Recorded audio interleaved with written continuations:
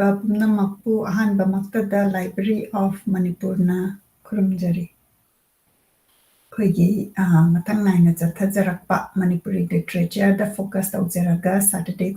ꯈꯨꯗꯤꯡꯒꯤ ꯁꯤꯟꯖꯕ ꯄ꯭ꯔꯣꯒ꯭ꯔꯥꯝꯅꯤ꯫ ꯃꯁꯤꯗ ꯑꯩꯈꯣꯏꯒꯤ ꯚꯔꯆꯨꯋꯦꯜ ꯁꯦꯠꯁꯤꯗ ꯑꯩꯒꯤ ꯌꯥꯝꯅ ꯅꯨꯡꯁꯤꯖꯔꯕꯤ ꯏꯃꯥ ꯑꯗꯨꯒ ꯄꯨꯝꯅꯃꯛꯅ ꯌꯥꯝꯅ ꯅꯨꯡꯁꯤꯅ ꯑꯣꯖꯥ ꯁꯔꯣꯖ ꯅꯂꯤꯅꯤ ꯈꯣꯡꯗ꯭ꯔꯥꯝ ꯍꯥꯏꯅ ꯃꯤꯡꯒꯧꯕꯤꯕ ꯏꯃꯥꯁꯨ ꯃꯅꯤꯄꯨꯔꯗꯒꯤ ꯍꯧꯖꯤꯛ ꯅꯤꯡꯁꯤꯡꯕꯤꯔꯒ ꯂꯩꯔꯦ꯫ ꯏꯃꯥꯕꯨꯁꯨ ꯈꯨꯔꯨꯝꯖꯔꯤ꯫ ꯑꯩꯍꯥꯛꯅꯁꯨ ꯉꯁꯤ ꯍꯥꯏꯕ ꯅꯨꯃꯤꯠ ꯑꯁꯤꯗ ꯇꯤꯟꯕꯤꯔꯤꯕ ꯄꯨꯝꯅꯃꯛ ꯑꯍꯜ ꯂꯃꯟ ꯂꯥꯏ ꯒꯨꯔꯨꯁꯤꯡ ꯑꯗꯨꯒ ꯏꯆꯥꯁꯤꯡ ꯏꯅꯥꯎꯁꯤꯡ ꯏꯄ꯭ꯋꯥꯁꯤꯡ ꯏꯁꯨꯁꯤꯡ ꯈ꯭ꯋꯥꯏ ꯈꯨꯕꯤ ꯄꯨꯝꯅꯃꯛꯄꯨ ꯈꯨꯕꯥꯝ ꯇꯔꯥ ꯂꯣꯟꯅꯖꯔꯒ ꯚꯛꯇꯤ ꯀꯠꯆꯔꯤ, ꯈꯣꯡ ꯂꯣꯟꯖꯔꯤ, ꯈꯨꯔꯨꯝꯖꯔꯤ꯫ ꯌꯦꯡꯕꯤꯔꯤꯕ ꯄꯨꯝꯅꯃꯛꯅ ꯃꯤꯅꯤꯠ ꯑꯃꯇꯪ ꯂꯧꯕꯤꯔꯒ ꯑꯃꯇꯪ ꯁꯦꯌꯔ ꯇꯧꯕꯤꯌꯨ ꯁꯣꯁꯤꯌꯦꯜ ꯃꯤꯗꯤꯌꯥꯗ ꯑꯩꯈꯣꯏꯅ ꯃꯅꯤꯄꯨꯔꯤꯒꯤ ꯂꯤꯇꯔꯦꯆꯔꯗ ꯀꯔꯤ ꯀꯔꯤ ꯂꯩ ꯍꯥꯏꯕꯁꯤ ꯏꯃꯥꯅ ꯃꯊꯪ ꯅꯥꯏꯅ ꯁꯟꯗꯣꯛꯄꯤꯔꯛꯄꯁꯤ ꯑꯩꯈꯣꯏ ꯃꯌꯥꯝ ꯇꯥꯃꯤꯟꯅꯁꯤ꯫ ꯑꯗꯨꯒ ꯌꯦꯡꯕꯤꯔꯤꯕ ꯄꯨꯝꯅꯃꯛ ꯑꯩꯈꯣꯏꯅ ꯑꯌꯨꯛ ꯉꯟꯇꯥꯗ ꯇꯧꯖꯕꯅꯤꯅ ꯑꯦꯅꯤ ꯇꯥꯏꯝ ꯇꯧꯕꯗ ꯑꯗꯨꯝ ꯀꯃꯦꯟ ꯍꯥꯞꯄꯤꯔꯝꯕꯒꯤꯗꯃꯛꯇ ꯊꯥꯒꯠꯆꯔꯤ꯫ ꯑꯗꯨꯒ ꯑꯗꯨꯝ ꯁꯦꯌꯔ ꯇꯧꯕꯤꯌꯨ꯫ ꯑꯩꯈꯣꯏꯅ ꯏꯟꯇꯔꯅꯦꯠꯇ ꯋꯥꯟꯁ ꯊꯝꯈ꯭ꯔꯒꯗꯤ ꯑꯗꯨꯝ ꯑꯩꯈꯣꯏꯅ ꯑꯦꯅꯤ ꯇꯥꯏꯝ ꯑꯩꯈꯣꯏꯒꯤ ꯁꯪꯕ ꯃꯇꯝꯗ ꯆꯪꯕ ꯌꯥꯕ ꯑꯗꯨꯒꯨꯝꯕꯅꯦ꯫ ꯑꯗꯣ ꯏꯃꯥ ꯑꯩꯅꯁꯨ ꯑꯝꯇꯪ ꯁꯦꯌꯔ ꯇꯧꯖꯒꯦ꯫ ꯁꯦꯌꯔ ꯇꯧꯔꯤꯉꯩꯁꯤꯗ ꯏꯃꯥ ꯀꯃꯥꯏꯅ ꯇꯧꯕꯤꯔꯤꯗꯣ ꯑꯩꯈꯣꯏ ꯃꯌꯥꯝꯗ ꯑꯝꯇꯪ ꯄꯥꯎꯗꯝꯕꯤꯌꯨ꯫ ꯑꯩꯍꯥꯛ ꯇꯁꯦꯡꯅ ꯍꯥꯏꯔꯨꯔꯒꯗꯤ ꯗꯦ ꯇꯨ ꯗꯦ ꯂꯥꯏꯐꯁꯤꯗ ꯑꯩ ꯂꯥꯏꯔꯤꯛꯀ ꯑꯗꯨꯝ ꯂꯣꯏꯅꯔꯒꯗꯤ ꯑꯗꯨꯝ ꯂꯩꯖꯔꯦ꯫ ꯑꯇꯩ ꯊꯕꯛꯁꯨ ꯑꯩ ꯂꯣꯏꯅ ꯊꯥꯗꯣꯛꯈ꯭ꯔꯦ꯫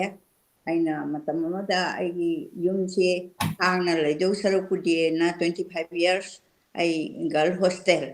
ꯑꯃ ꯆꯂꯥꯏꯖꯩ꯫ ꯑꯗꯨꯗ ꯌꯥꯝ ꯅꯨꯡꯁꯤꯕ ꯑꯉꯥꯡ ꯃꯇꯤꯛ ꯆꯥꯕ ꯑꯉꯥꯡ ꯀꯌꯥ ꯑꯃ ꯌꯥꯎꯈꯤ꯫ ꯑꯁꯨꯃꯥꯏꯅ ꯇꯧꯗꯅ ꯑꯗꯨꯒ ꯃꯋꯥ ꯃꯈꯣꯟ ꯇꯥꯈꯤꯗꯕ ꯀꯌా ꯑꯃꯁꯨ ꯌꯥꯎꯏ꯫ ꯑꯗꯩ ꯂꯩꯈꯤꯗꯕ ꯅꯨꯡꯁꯤꯈ꯭ꯔꯕ ꯏꯆꯥꯁꯤꯡ ꯑꯃꯁꯨ ꯍꯧꯖꯤꯛ ꯀ꯭ꯋꯥꯛꯇꯥꯗ ꯂꯩꯕ ꯅꯖꯤꯌꯥ ꯍꯥꯏꯅ ꯃꯨꯁꯂꯤꯝ ꯅꯨꯄꯤ ꯃꯆꯥ ꯑꯃꯈꯛ ꯃꯥ ꯂꯩꯇꯕꯒꯤ ꯌꯥꯝ ꯅꯨꯡꯉꯥꯏꯇꯕ ꯑꯃꯁꯨ ꯊꯦꯡꯅꯈ꯭ꯔꯦ꯫ ꯅꯨꯡꯉꯥꯏꯕ ꯑꯋꯥꯕꯁꯦ ꯄꯨꯟꯁꯤꯒꯤ ꯈꯣꯡꯆꯠꯅꯦꯅ ꯂꯧꯖꯔꯀꯥꯟꯗ ꯑꯃꯨꯛꯀ ꯍꯦꯟꯅ ꯅꯨꯡꯉꯥꯏꯇꯕ ꯑꯃꯈꯛ ꯑꯩꯉꯣꯟꯗ ꯐꯥꯎꯔꯛꯄꯁꯦ ꯅꯨꯡꯉꯥꯏꯕꯗꯤ ꯐꯥꯎꯗ꯭ꯔꯦꯅꯦ꯫ ꯀꯔꯤꯒꯤꯅꯣꯅ ꯍꯤꯡꯕ ꯌꯥꯗꯗꯅ ꯑꯩꯈꯣꯏꯁꯨ ꯍꯤꯡꯕꯅꯤ꯫ ꯑꯗꯨꯅ ꯑꯩꯈꯣꯏꯒꯤ ꯃꯅꯤꯄꯨꯔꯗ ꯁꯣꯛꯅꯔꯛꯏꯕ ꯂꯥꯟꯁꯦ ꯁꯣꯛꯅꯕ ꯂꯥꯟ ꯍꯥꯏꯇꯥꯔꯦ, ꯂꯥꯟ ꯍꯥꯏꯅ ꯀꯧꯖꯔꯒꯦ꯫ ꯃꯁꯤ ꯆꯍꯤ ꯑꯃ ꯐꯥꯔꯛꯑꯦ꯫ ꯃꯦꯒꯤ ꯇꯥꯡ 3ꯗꯅꯤ꯫ ꯃꯦꯒꯤ ꯇꯥꯡ 3ꯁꯦ ꯑꯩꯈꯣꯏ ꯃꯅꯤꯄꯨꯔꯗ ꯌꯥꯝ ꯄꯛꯅꯗꯕ ꯑꯃ ꯑꯣꯏꯔꯦ꯫ ꯑꯩ ꯑꯍꯥꯟꯕꯒꯤ ꯃꯦꯒꯤ ꯇꯥꯡ 3 ꯑꯃꯗ 1991 ꯑꯣꯏꯕ ꯃꯥꯜꯂꯦ꯫ ꯃꯗꯩꯗꯨꯗ ꯃꯨꯁꯂꯤꯝꯒ ꯃꯩꯇꯩꯒ ꯃꯤꯁꯑꯟꯗꯔꯁꯇꯦꯟ ꯈꯔ ꯂꯩꯕꯗꯒꯤ ꯂꯥꯟ ꯀꯧꯕ ꯌꯥꯗꯦ ꯑꯗꯨꯗꯤ ꯁꯥꯎꯅꯕꯗꯒꯤ ꯊꯣꯛꯈꯤ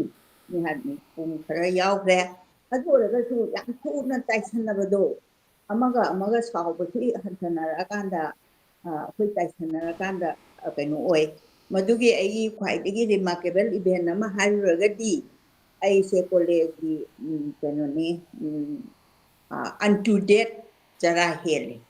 ꯆꯔꯥ ꯍꯦꯟꯕꯗꯨꯗ ꯑꯩ ꯄꯨꯂꯤꯁꯅ ꯐꯥꯏ꯫ ꯑꯗꯨꯒ ꯑꯩꯁꯦ ꯂꯣꯀꯞꯇ ꯅꯣꯡꯃ ꯂꯩ꯫ ꯑꯗꯨꯒꯤ ꯋꯥꯔꯤ ꯃꯆꯥ ꯑꯃꯁꯨ ꯇꯣꯉꯥꯟꯅ ꯏꯊꯣꯛꯆꯩ꯫ ꯑꯩꯅ ꯄꯨꯟꯁꯤꯗ ꯑꯍꯥꯟꯕꯅꯤ ꯂꯣꯀꯞ ꯀꯥꯏ ꯂꯩꯒꯦ ꯑꯩ ꯈꯪꯕ ꯅꯠꯇꯦ꯫ ꯍꯥꯏꯗꯤ ꯀꯣꯂꯦꯖꯅ ꯀꯨꯏꯅ ꯁꯐꯔ ꯇꯧꯗꯅ ꯑꯩꯅ ꯍꯦꯛ ꯖꯣꯏꯟ ꯇꯧꯕꯗꯩ ꯂꯣꯏꯕ ꯐꯥꯎꯗ ꯀꯣꯂꯦꯖꯁꯦ ꯀꯝꯕꯔꯁꯟꯗꯤ ꯍꯥꯏꯔꯨꯔꯅꯨ ꯌꯥꯝꯅ ꯅꯨꯡꯉꯥꯏꯇꯕ ꯅꯨꯡꯁꯤ ꯔꯥꯊꯤ ꯌꯥꯝ ꯊꯦꯡꯅꯈ꯭ꯔꯦ꯫ ꯃꯊ꯭ꯋꯥꯏꯁꯤ ꯅꯨꯡꯉꯥꯏꯇꯗꯅ ꯃꯦꯟ ꯏꯁꯇꯥꯐ ꯀꯥꯡꯕꯨꯁꯤꯡꯁꯦ ꯍꯤꯗꯥꯛ ꯄꯪꯊꯛ ꯊꯛꯆꯟꯗꯅꯀꯣ ꯄꯨꯟꯁꯤ ꯁꯦꯝꯈꯤꯕ꯫ ꯑꯩꯈꯣꯏ ꯃꯅꯤꯄꯨꯔꯁꯦ ꯋꯥꯔꯤꯒ ꯑꯣꯏꯅ ꯏꯔꯨꯔꯒꯗꯤ ꯃꯤꯌꯥꯝꯅ ꯌꯥꯝ ꯀꯤꯔꯒꯗꯧꯕ ꯆꯪꯕꯗ ꯈꯔ ꯑꯃꯅꯀꯣ ꯈꯔ ꯑꯃꯅ ꯐꯈꯤꯕ ꯏꯁꯄꯣꯔꯠꯁꯀꯤ ꯂꯝꯗ ꯑꯥꯔꯠ ꯀꯩꯀꯥ ꯂꯣꯏ ꯐꯈꯤꯕ ꯑꯗꯨꯒꯤꯕꯨꯗꯤ ꯑꯗꯨꯈꯛ ꯈꯜꯂꯒ ꯍꯤꯡꯕꯩ ꯋꯥꯅꯤ꯫ ꯑꯗꯨꯒ ꯂꯥꯏꯐꯀꯤ ꯍꯥꯏꯔꯨꯔꯒꯗꯤ ꯍꯥꯏꯔꯤꯕ ꯃꯦꯒꯤ ꯇꯥꯡ 3ꯁꯤꯗ ꯑꯩꯁꯦ ꯏꯝꯐꯥꯜꯒꯤ ꯀꯩꯅꯣꯁꯤꯗ ꯂꯣꯀꯞꯁꯤꯗ ꯅꯣꯡꯃ ꯂꯩꯕꯒꯤ ꯋꯥꯔꯤ ꯑꯃ ꯂꯩ꯫ ꯑꯗꯨꯃꯥꯏꯅ ꯇꯧꯗꯅ ꯃꯦꯒꯤ ꯇꯥꯡ 3ꯁꯦ ꯑꯩꯈꯣꯏꯒꯤ ꯅꯨꯃꯤꯠꯅꯤ꯫ ꯃꯁꯤ ꯑꯖꯥ ꯄꯨꯖꯥ ꯀꯥꯏꯗꯨ ꯍꯧꯖꯤꯛ ꯇꯧꯗ꯭ꯔꯕ꯭ꯔꯥ ꯀꯔꯝꯍꯥꯏꯅ ꯇꯧꯏ? ꯑꯗꯨ ꯑꯖꯥ ꯄꯨꯖꯥ ꯇꯧꯊꯣꯛꯄ ꯈꯣꯠꯇꯣꯛꯄꯁꯤ ꯌꯥꯝꯅ ꯑꯩꯒꯤ ꯌꯥꯝ ꯄꯥꯝꯖꯕ ꯃꯇꯝ ꯑꯃꯗ ꯀꯩꯅꯣ ꯑꯩꯈꯣꯏꯒꯤ ꯀꯩꯅꯣꯁꯤ ꯏꯁꯤꯡꯁꯦ ꯐꯪꯉꯛꯇ꯭ꯔꯕ ꯃꯇꯝꯁꯤꯗ ꯅꯤꯡꯊꯦꯝ ꯄꯨꯈ꯭ꯔꯤꯗ ꯁꯟ ꯃꯄꯤ ꯃꯆꯥ ꯁꯪꯒꯣꯝ ꯁꯨꯝꯍꯟꯕ ꯃꯗꯨ ꯑꯩꯈꯣꯏꯒꯤ ꯑꯣꯅꯔꯦꯕꯜ ꯆꯤꯐ ꯃꯤꯅꯤꯁꯇꯔ W ꯅꯨꯄꯥꯃꯆꯥꯒꯤ ꯃꯇꯝꯗ ꯑꯣꯏꯈꯤꯕꯅꯤ ꯂꯥꯏꯅꯤꯡꯕꯁꯤꯁꯨ ꯂꯥꯏ ꯊꯥꯖꯕꯁꯤꯁꯨ ꯃꯁꯤ ꯈ꯭ꯋꯥꯏꯗꯒꯤ ꯃꯤꯑꯣꯏꯕꯒꯤ ꯏꯁꯣꯔꯅ ꯄꯤꯔꯛꯄꯗ ꯑꯆꯧꯕ ꯀꯩꯅꯣ ꯑꯃꯅꯤ ꯒꯨꯟ ꯃꯤꯑꯣꯏꯕꯗ ꯒꯨꯟ ꯑꯃ ꯑꯣꯏꯅ ꯌꯥꯎꯍꯜꯂꯛꯄꯅꯤ ꯒꯨꯟꯁꯤ ꯂꯧꯕ ꯉꯝꯗꯕꯅ ꯑꯅꯝꯕ ꯑꯣꯏꯈ꯭ꯔꯕ꯭ꯔꯥ ꯈꯪꯗꯦ ꯑꯗꯨꯅ ꯂꯥꯟꯁꯦ ꯁꯣꯛꯅꯔꯤꯁꯦ ꯃꯤ ꯁꯤꯔꯤꯁꯦ ꯆꯍꯤ ꯑꯃ ꯁꯨꯔꯛꯑꯦꯕ ꯐꯥꯔꯛꯏꯁꯦ ꯃꯁꯤꯗ ꯑꯩ ꯔꯤꯂꯤꯐ ꯀꯦꯝ ꯀꯌꯥꯗ ꯏꯆꯥꯅ ꯃꯅꯤꯄꯨꯔꯗ ꯊꯣꯛꯂꯛꯑꯒ ꯄꯨꯟꯅ ꯆꯠꯇꯅ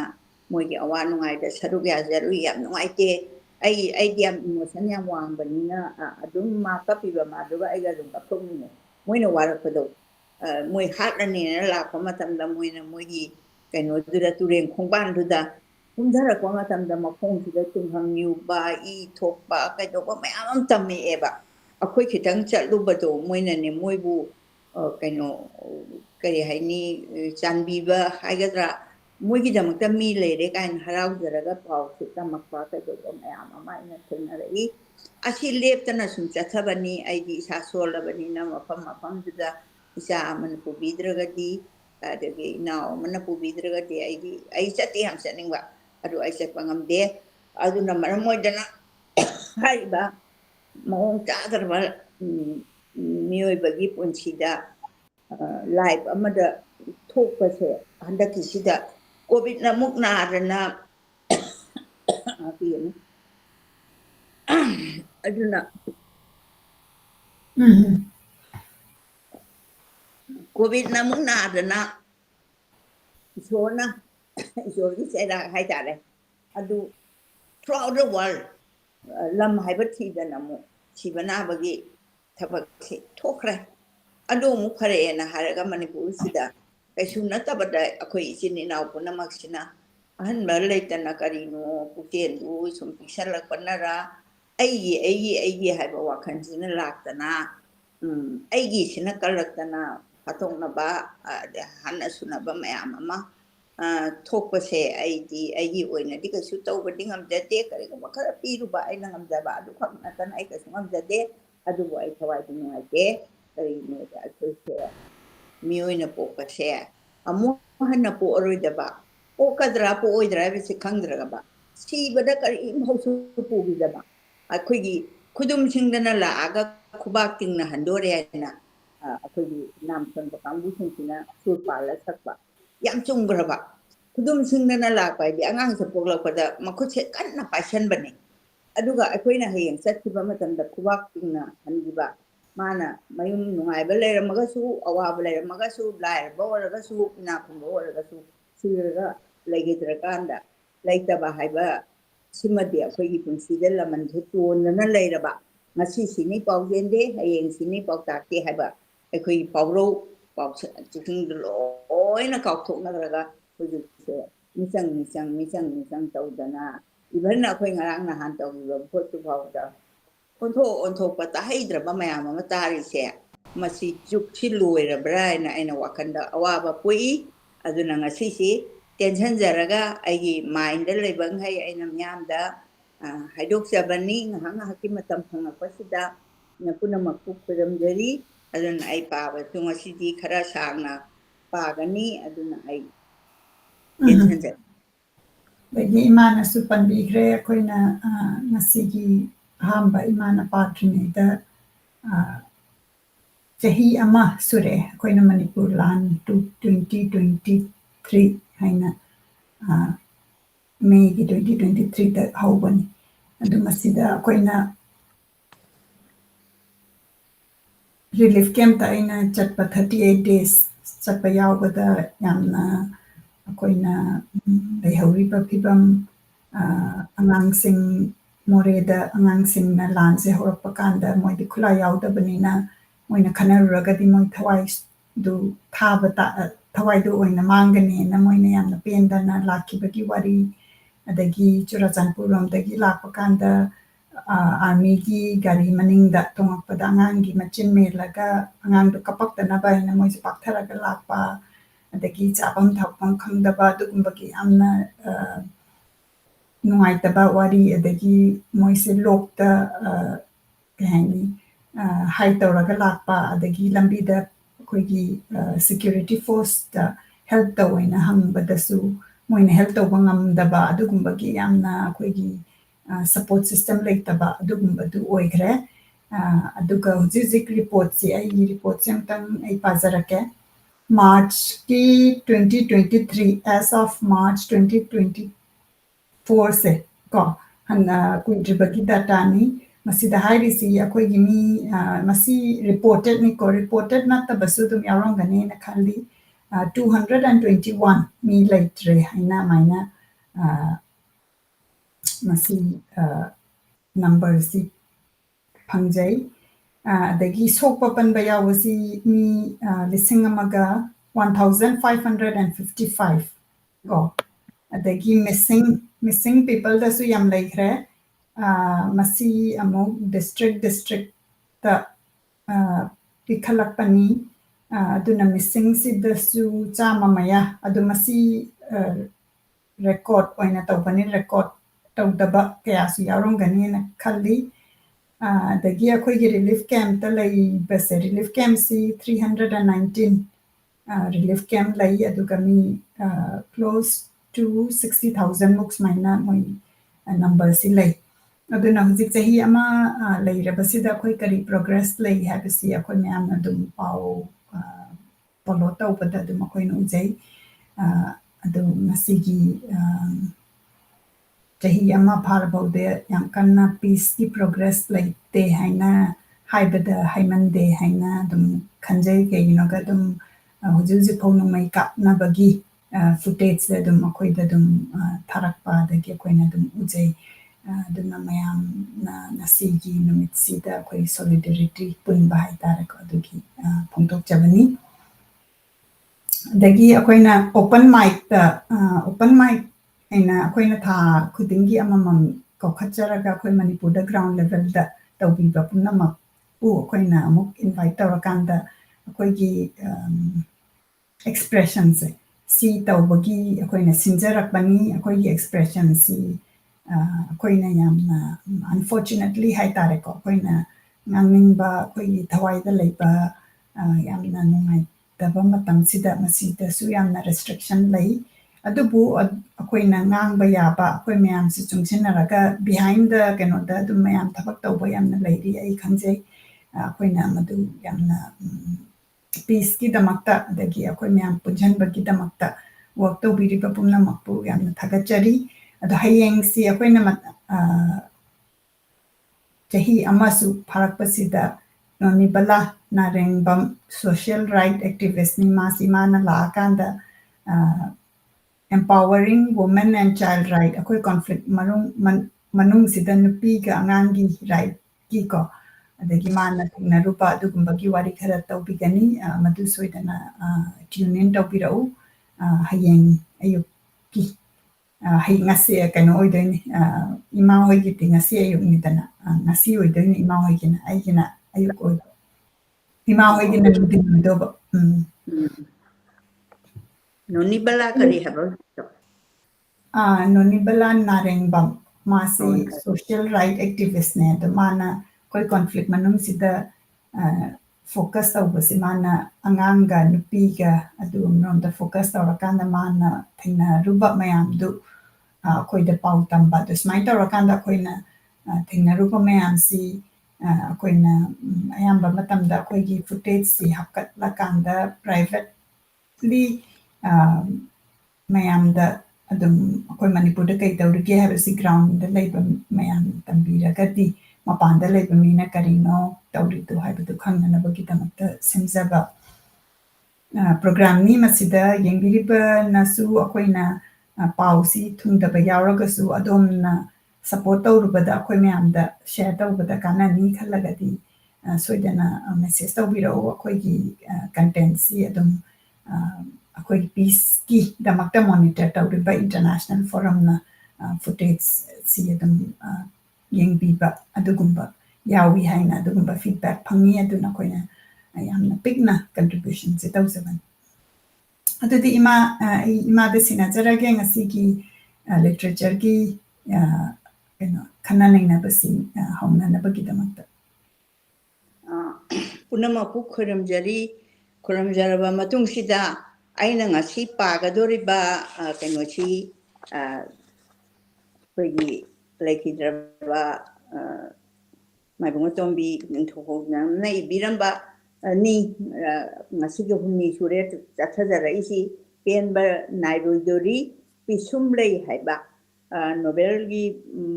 ꯃꯑꯣꯡꯗ ꯏꯕꯗꯤ ꯑꯩ ꯃꯌꯥꯝꯗ ꯎꯠꯆꯒꯦ ꯁꯤꯒꯤ ꯄꯤꯁꯨꯝꯂꯩ ꯍꯥꯏꯕ ꯃꯁꯛ ꯌꯥꯝ ꯐꯖꯕꯤ ꯅꯨꯄꯤ ꯑꯃꯈꯛ ꯁꯤꯅꯤ ꯄꯤꯁꯨꯝꯂꯩ ꯑꯣꯏꯗꯣꯏꯁꯦ ꯑꯗꯣ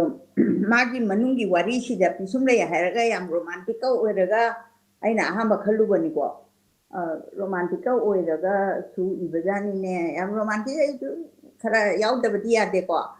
ꯂꯨꯍꯣꯡꯕ ꯀꯩꯍꯣꯡꯕ ꯍꯥꯏꯅꯕ ꯁꯤꯡꯅꯕ ꯑꯗꯨ ꯔꯣꯃꯥꯟꯇꯤꯛ ꯅꯠꯇꯕ ꯔꯣꯃꯥꯟꯇꯤꯛꯀꯤ ꯃꯥꯙꯕꯤꯒꯨꯝꯕ ꯀꯔꯤꯒꯨꯝꯕ ꯑꯗꯨꯒꯨꯝꯕꯒꯤ ꯅꯣꯕꯦꯜ ꯁ꯭ꯇꯥꯏꯜꯗꯨ ꯑꯣꯏꯔꯕꯣꯏ ꯅꯤꯡꯉꯤ ꯑꯣꯏꯔꯝꯗꯦ ꯅꯤꯡꯊꯧꯔꯣꯟ ꯀꯌꯥꯒꯤ ꯉꯁꯤ ꯑꯩꯅ ꯂꯧꯈꯠꯆꯒꯗꯣꯔꯤꯁꯤ ꯑꯍꯥꯟꯕ ꯑꯩꯅ ꯄꯥꯍꯧꯗ꯭ꯔꯕ ꯑꯩꯈꯣꯏꯒꯤ ꯃꯥꯏꯕꯨꯡꯉꯣ MP ꯑꯣꯏꯕꯤꯔꯝꯕ ꯏꯀꯥꯏ ꯈꯨꯝꯅꯖꯔꯤꯕ ꯅꯤꯡꯊꯧꯈꯣꯡꯖꯝ ꯇꯣꯝꯕꯤ ꯁꯤꯡꯍ ꯃꯍꯥꯛꯅ ꯃꯦꯅꯨꯁꯀ꯭ꯔꯤꯞ ꯑꯣꯏꯅꯅꯦ ꯏꯔꯝꯃꯒ ꯅꯍꯥꯟꯃꯨꯛꯁꯦ ꯃꯌꯦꯛ ꯀꯨꯞꯃꯟꯈꯤꯗꯅ ꯑꯩꯁꯦ ꯈꯔꯁꯨ ꯅꯥꯔꯨꯔꯦ ꯑꯗꯩꯗꯨꯗ ꯑꯩꯅ ꯄꯥꯊꯣꯛꯍꯧꯗꯕ ꯁꯤ ꯑꯩ ꯃꯌꯥꯝꯗ ꯎꯠꯆꯒꯦ ꯃꯥꯒꯤ ꯃꯦꯅꯨꯁꯀ꯭ꯔꯤꯞ ꯑꯣꯏꯅ ꯏꯔꯝꯕꯅꯤ ꯃꯁꯤꯃꯒ ꯄꯥꯖꯔꯀꯥꯟꯗ ꯉꯁꯥꯏꯒꯤ ꯄꯤꯁꯨꯝꯂꯩꯁꯦ ꯋꯥꯍꯧꯗꯒꯤ ꯏꯝꯄꯣꯔꯇꯦꯟ ꯈꯔꯗꯪ ꯈꯪꯒꯠꯆꯔꯒ ꯑꯩꯈꯣꯏꯒꯤ ꯉꯁꯤ ꯊꯣꯛꯏꯕ ꯁꯪꯁꯥꯔ ꯖꯒꯠꯁꯤꯗ ꯊꯣꯛꯏꯕꯁꯤꯒ ꯍꯥꯏꯐꯦꯠ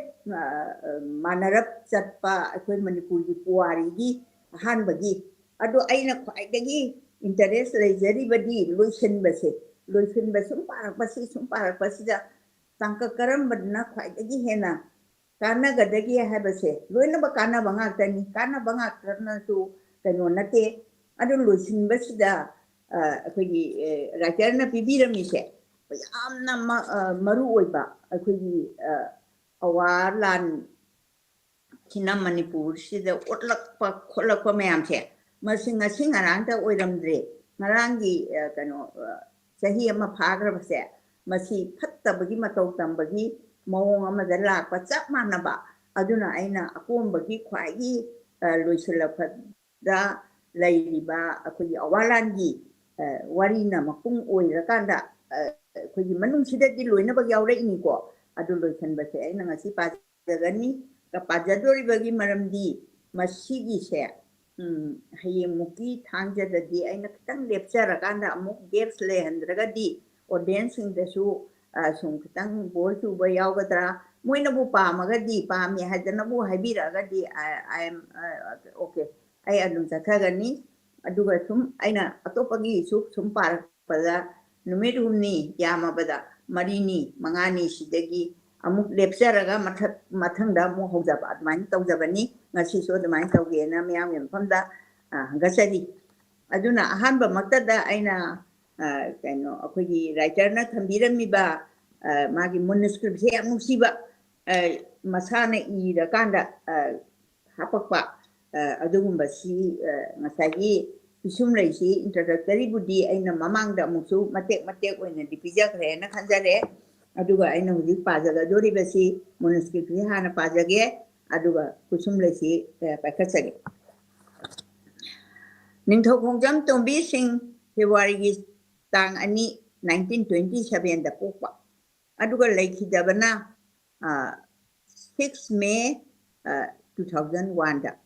ꯃꯅꯤꯄꯨꯔꯤ ꯑꯏꯕ ꯑꯣꯖꯥ ꯀꯜꯆꯔꯦꯜ ꯑꯦꯛꯇꯤꯚꯤꯁ ꯖꯔꯅꯦꯂꯤꯁ ꯑꯃꯁꯨꯡ ꯄꯣꯂꯤꯇꯤꯁꯤꯌꯟ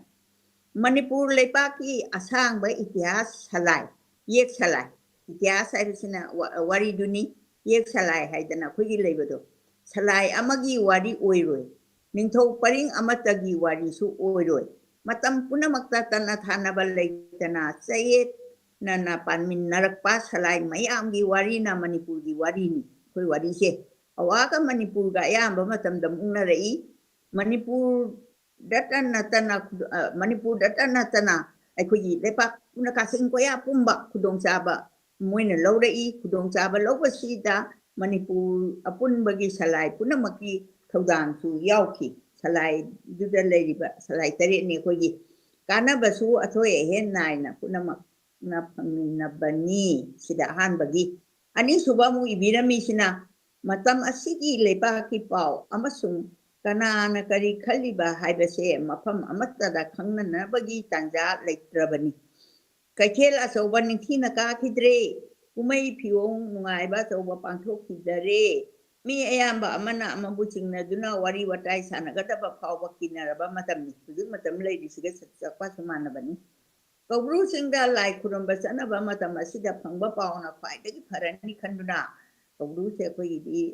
ꯌꯥꯝꯅ ꯑꯔꯨꯕ ꯂꯥꯏꯐꯝ ꯑꯃꯅꯦꯅ ꯉꯁꯤ ꯐꯥꯎꯕꯗ ꯑꯗꯨꯝ ꯑꯩꯈꯣꯏꯅ ꯆꯠꯅꯔꯤ ꯈ꯭ꯋꯥꯏꯗꯒꯤ ꯐꯔꯅꯤ ꯈꯟꯗꯨꯅ ꯄꯥꯎ ꯄꯤꯕ ꯅꯨꯄꯥ ꯑꯁꯤꯁꯨ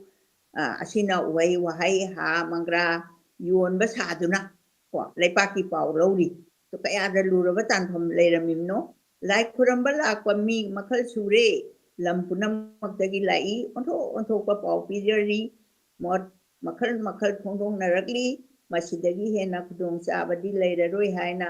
ꯄꯥꯎ ꯂꯧꯕꯗꯤ ꯍꯔꯥꯎꯖꯔꯦ ꯍꯥꯏꯕꯗꯤ ꯀꯩꯅꯣꯗ ꯉꯁꯥꯏꯒꯤ ꯀꯧꯕ꯭ꯔꯨ ꯆꯤꯡꯒꯤꯗ ꯁꯤ ꯌꯥꯝꯅ ꯈ꯭ꯋꯥꯏꯅ ꯊꯥꯖꯕꯗꯣ ꯃꯁꯤꯗ ꯂꯣꯏꯖꯔꯦ ꯁꯤꯒꯤ ꯑꯩꯅ ꯄꯥꯖꯔꯤꯕ ꯑꯅꯤꯁꯤ ꯁꯤꯅꯤ ꯃꯊꯪꯗ ꯑꯩꯅ ꯆꯠꯊꯖꯒꯦ ꯍꯥꯏꯅ ꯈꯟꯖꯔꯤꯕꯁꯤ ꯄꯤꯁꯨꯝꯂꯩꯒꯤ ꯏꯟꯇ꯭ꯔꯗꯛꯇꯔꯤꯗ ꯀꯩꯅꯣꯅꯤ ꯁꯤꯗ ꯑꯃ ꯋꯥꯍꯧ ꯑꯃ ꯌꯥꯎꯔꯤꯌꯦ ꯃꯍꯥꯔꯥꯖ ꯚꯒꯆꯟꯗ꯭ꯔꯅ ꯄꯥꯟꯕ ꯆꯍꯤ 30 ꯃꯄꯨꯡ ꯐꯥꯒꯗꯧꯔꯦ ꯅꯨꯃꯤꯠ ꯈꯔ ꯂꯩꯔꯕꯗꯤ ꯀꯨꯝꯍꯩ ꯐꯤꯌꯣꯡ ꯍꯔꯥꯎ ꯇꯌꯥꯝ ꯏꯁꯩ ꯖꯒꯣꯏ ꯇꯧꯗꯨꯅ ꯃꯥꯏꯕ ꯃꯥꯏꯕꯤ ꯊꯣꯛꯇꯨꯅ ꯏꯔꯥꯠ ꯊꯧꯅꯤꯗꯨꯅ ꯈꯨꯟꯖꯥꯎꯅꯕ ꯂꯩꯆꯥꯎꯅꯕ ꯅꯤꯡꯊꯧ ꯄꯨꯟꯁꯤꯅꯕ ꯁꯤꯟꯕ ꯁꯣꯏꯗ꯭ꯔꯦ ꯉꯥꯏꯗꯨꯅ ꯂꯩꯅꯔꯤ ꯃꯥꯏꯕ ꯃꯥꯏꯕꯤ ꯑꯗꯨꯒ ꯂꯥꯏ ꯊꯥꯖꯕꯒꯤ ꯋꯥꯔꯤꯗꯅꯤ ꯏꯈꯪ ꯈꯪꯍꯧꯗꯅ ꯕ꯭ꯔꯥꯍꯃꯟ ꯑꯃ ꯁꯟ ꯑꯃ ꯃꯥꯡꯕꯒꯤ ꯃꯔꯤꯗ ꯁꯟ ꯃꯥꯡꯕꯁꯦ ꯁꯟ ꯍꯨꯔꯥꯟꯕ ꯍꯥꯏꯁꯤ ꯌꯥꯝ ꯆꯠꯅꯔꯝꯃꯤ ꯁꯝꯅ ꯍꯥꯏꯔꯕꯗ ꯁꯟꯅꯤꯡꯍꯟꯕ ꯀꯥꯏꯅ ꯇꯧꯅꯔꯤꯕ ꯈꯠꯅ ꯆꯩꯅꯕ ꯊꯣꯛꯄꯗꯒꯤ ꯆꯩꯐꯨ ꯍꯦꯟꯖꯤꯟꯈꯤꯗꯨꯅ ꯁꯤꯈ꯭ꯔꯦ ꯍꯥꯏꯕ ꯄꯥꯎ ꯂꯥꯛꯄꯗꯒꯤ ꯃꯍꯥꯔꯥꯖ ꯁꯅꯥꯄꯨꯛꯅꯤꯡ ꯌꯥꯝꯅ ꯅꯨꯡꯉꯥꯏꯈꯤꯗꯦ ꯃꯇꯝꯗꯨꯗ ꯄꯥꯜꯂꯤꯁꯦ ꯚꯒꯆꯟꯗ꯭ꯔ ꯃꯍꯥꯔꯥꯖꯅ ꯄꯥꯜꯂꯛꯄꯒꯤ ꯃꯇꯝꯗꯨꯅꯤ ꯂꯩꯄꯥꯛ ꯋꯥꯌꯦꯟꯗ ꯄꯨꯛꯅꯤꯡ ꯆꯪꯈꯤꯗ꯭ꯔꯦ ꯍꯥꯏꯗꯅ ꯋꯥ ꯂꯥꯎꯅꯔꯛꯏ ꯑꯩꯗꯤ ꯃꯤ ꯍꯥꯠꯄꯗꯨꯒꯤ ꯃꯤ ꯑꯃ ꯍꯥꯠꯄ ꯃꯤ ꯑꯃ ꯁꯤꯕ ꯃꯇꯝꯗ ꯀꯌꯥꯃꯨꯛ ꯌꯥꯝꯅ ꯊꯃꯣꯏ ꯁꯣꯛꯄꯒꯦ ꯍꯥꯏꯕꯗꯣ ꯑꯗꯨ ꯉꯁꯤꯅ ꯀꯩꯗꯧꯔꯤ ꯆꯠꯈ꯭ꯔꯦ ꯁꯤꯔꯦ ꯍꯥꯠꯂꯦ ꯂꯩꯇ꯭ꯔꯦ ꯃꯁꯥ ꯐꯪꯗ꯭ꯔꯦ ꯑꯁꯤꯅꯆꯤꯡꯕ ꯃꯌꯥꯝ ꯑꯃ ꯆꯍꯤꯁꯤꯒꯤ ꯃꯅꯨꯡꯗ ꯑꯗꯨ ꯅꯠꯇꯕ ꯃꯃꯥꯡꯗꯁꯨꯀꯌꯥ ꯇꯥꯟꯅꯈ꯭ꯔꯦ ꯄꯥꯎ ꯑꯗꯨ ꯆꯨꯝꯃꯤ ꯑꯩꯅ ꯉꯥꯛꯄ ꯂꯩꯄꯥꯛꯇ Brahmin ꯍꯥꯠꯂꯕ haina Maharaj thawai sokna nungai sauki karigino ino Brahman haibase yamna kui jat beda khaiba matamda Brahman Shudra aduga Kshatriya kaina sumaina khaidokase Brahman sidi akoina beda si solaga liningaga moise masa khitang sona aduga chaba thakpa matamda su sanga sadaba moise sumain lakpanina Brahman siam asembane khoi su huji phawda Brahmana kano khitang larika tathopiradi imung du nungai akhoi dosa koi kaina khanadana Brahmana tawraga sengena khalise Brahman se moise pokpa matamdagi moise asengba aibadi kano ni sanga chadaba kaidoba oina polakpani hujiki Brahman da di madu loina mag oy 100 oidre duna tangkai ama 70 I observation in my observation 70% gumba da di moigi hanagi original do mangi khali angam athau punamak kausilaga sanaya thangtai mi punamak sigadaba ngaktani poklabadi lamantolaba miyoibani leipak punamak tahoro ai ningthau oina konung asida siba ngamlaroi ai ningthau na thawai kyam sokhigeba leader do khwaigi makok to akhoi punamak punga piribado aduna mi ama siba matamda kayamu yamna thawai sokhrage ai siba ngamaroi aigi ira irebakta Govindaji na madu tamamdra male ai hojiksi isa solabani maitrabak irepak sing tam thungna na basa pangamdre khong khara thangba ngamni asida khongna satuna singlon mapalla laga ganga mapanda aroi bai hipta lurage haina ningthau sina lepkhibado matang asida tiliba punamakna kamna launa ba hawi ai ningthau du leitraga dine akhoigi mapi mapa leitrabane na khalle ba prajana su ningthau na su praja ma siba matamda mayum thadoge khalle ba matamdugi matamdugi wakhalonduga ngasiga angang ahan khaktana adum changdamna biyoba hujingna kaidawrige matamdudana kaidawrige habadu haiba ngami khanbasingna sanabudi tapthabigo haidana aidi maharaj salhaningdabagi maharaj gi lepkhraba warebasi hongnanaba hotnabada kayarak hanna honajai nungda ising chai ba habidi thokle nungda ising chai ba di nungda ising chai manu changdiana kem kanadre maharaj na kanana themjan naujaba haija sachaba wahai tabi khidre makhata na sanaya thangtakpi lepa ga se Sri Govinda ji na pali bani ai tungda pan ba isa isu sing Sri Govinda bumang da thamlaga tungda thogal tawbani khanduna leba nga kadabani wayen gadabani ai matungda mana chakha matungda mana advice tawrambani aina tongan ba wa ama hairam laroi Sri Govinda ji mitna ubala ni khallaga thabak punamak ibungo gi yathang lauraga tawbada soiba leiroi maramdi Sri Govinda bu nirbon tawba Sebaga Chandra Maharaj na tawrambane Manipura ngasi Sri Govinda ji akhoi punamakna akhoi bhakti taw kachadana khoiram jadana tawjariba Sri Govinda ji se Sebaga Chandra Maharaj gi mamangda akhoi thebong pambi oina kaina da horamge du yalaga ai muti sa oina magi mamangda hairambada gi chalaga yengubada horame thebong pambi do aduna adudagi muti si sagiba ade muti sabagi wari su adum tongana yam sangna leiri sanaya tang asi tabadagi leba praja wanei chaba thakpa sangna de lepa ke kari da sala kadage kine aduna leba punamba makki wakhalon do su masida yam phajaba kano moral lama piri numit khudingi ayuk nungthil nungdang wairam tattana Sri Govinda gi seba chachabi sahi humpugi minakya oibi nupi ama Sri Govinda gi Nirmala Maharaj da yoi Sri Govinda gi Nirmala di maunda katpa kano se lai hai se Maharaj da yoi asumna tawpa se kuire Sri Govinda ji murti lingkhat padagi horopani haiba yai matam adudadi mahakti naha oiri mayum palak tribini Maharaj na phana haiduna su mahakna ya khidrabani Sri Govinda ji seba da thawai punsi kasare haina lepkhrabani mahaku sana ko nungi loisang punamaki angambagi macha masu punamakna ikai khumnai magi lamchat bebhar tawriba matawduda aduna mahaki lambida khurau tawba ayetpa punamak Maharaj Vegasandra matik chaba chera pigani haina kanna thajai adi matam dugi ningthogi chera ka siam kinaba mahaga se ningthona ngakli bi lining bi amani haina leibakna khangnai maram akupa khangraba sum mapung oina Maharaj amadi mahaki asoba phamnai basingna ikai khumnaba mari amadi thui haibadi nupi angang punamakna khangi ahal oikraba singna kharana di mahak Chai Maharaj gi yet ki pambum oiramba Maitrabak tangkhai lakwa oiramba Maitrabak ki tangkhai gi lakwa oiramba lakwa angamba duni leader duni aduga mahaki machanupi ni khanghowi haina ningthaw magi machanupi ni haina angang oiringai dagi wari line numi khudingi Maharaj da Nirmala Balbuk Nirmala aisina akoi gi kainoni leiduni Balbuk aisina hai katpa haira katpa do balbu kawi thiluraga thiluraba matungda turel achawa mapanda saba pura amada he Nirmala balbu thade aidi kanoda ningthoda kaluraba matungda pura du lekhidraba angamba achawa Maharaj Vegasandra gi yet ki pambom oiramba amagi mongphamda saba ningsing purani haina khangnai mayamna khangnabado Maharaj Vegasandra na Manipur amadi singasan thadokuna Ganga mapanda aroiba hai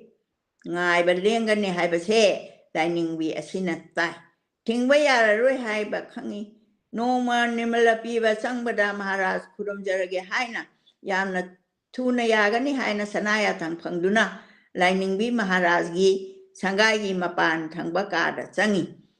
Maharaj lengthorai lining bi na khoirumjai matam dugi bebhar do sida phajana ulle Maharaj na lining bi sanaya thang pi lining bi da sanaya thang pi Vaishnavi lining भी गोविंद जी की सेवा फजन तो हो को कुइन तो हो आई श्री गोविंद जी ने मणिपुर की तांथोकले गंगा मपाल यौख्रगे नरोत्तम ठाकुर की समाधि नरोत्तम ठाकुर की समाधि दुदा मयादा अरोइबा याहिब तालुरगे अइना लानखिबा लेरबसु ngakpiyuko siningthona hairimi लाइनिंग भी सांगना हंगते महाराज इबुंगो बुद्धि ननाय एखोई न लाइनी हाइना थमजरिबनी लाइन लान बहुना दे ननाय एखोई की इराल पुनमक कोपियु खुरमजौवी लाइनिंग भी दुना लाक्सबनी खुरमजौनी हाइदुना निंगदुना लाइनिंग भी दुना लाक्सबनी थिंगबा इटिकटी नसदे गंगा लेंबा से कर तपथबीबा यारोइद्रा हंगचनिंगी